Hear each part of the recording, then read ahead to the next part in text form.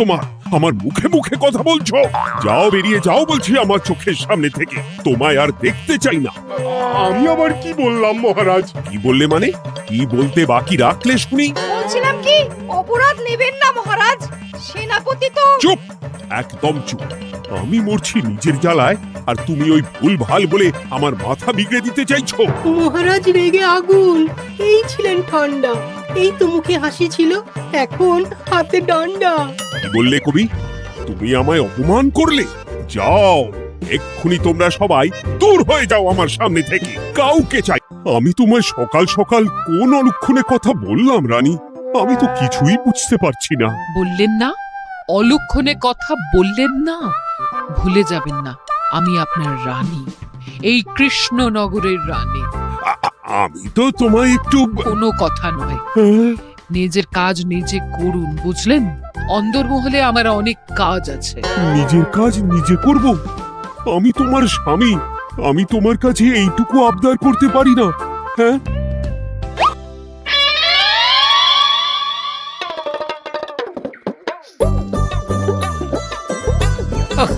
আজ গিন্নির সাথে বচসা করতে গিয়ে দেরি হয়ে গেল। মহারাজ আবার আমার দেরি দেখে রেগে না যান।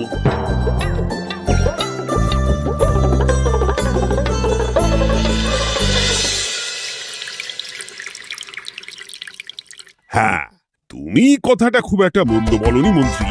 এতে রাজ্যবাসীরও উপকার হবে, আর রাজকোষেরও খুব একটা চাপ পড়বে না। তাহলে মহারাজ সব ঘরে ঘরে এই বার্তা পৌঁছে দিই। কি এত বড় সাহসী না আমি? এই মুহূর্তে রাজসভা আমি শূন্য দেখতে চাই, না হলে আজ সব কটা গর্দান নেব আমি। যাও বলছি।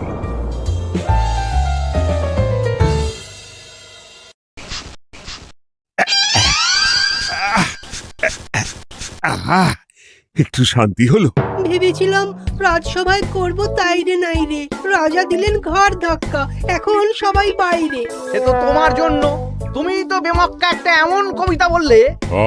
কেন এইভাবে চটছেন মন্ত্রী মশাই? দোষ তো আপনারও। আপনি তো কি একটা বলে রাজা মশাইয়ের মাথা গরম করে দিলেন। আমি আবার কি বলেছি? আরে মহারাজ তো সেনাপতির ওপর রেগে গেলেন।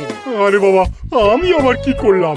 পণ্ডিত মশাই কি সব বলে দিলেন, তখনই তো মহারাজ। এই আমার নামে একটা অসাধু বাক্য বললেই আমি কিন্তু। এ কি কাণ্ড!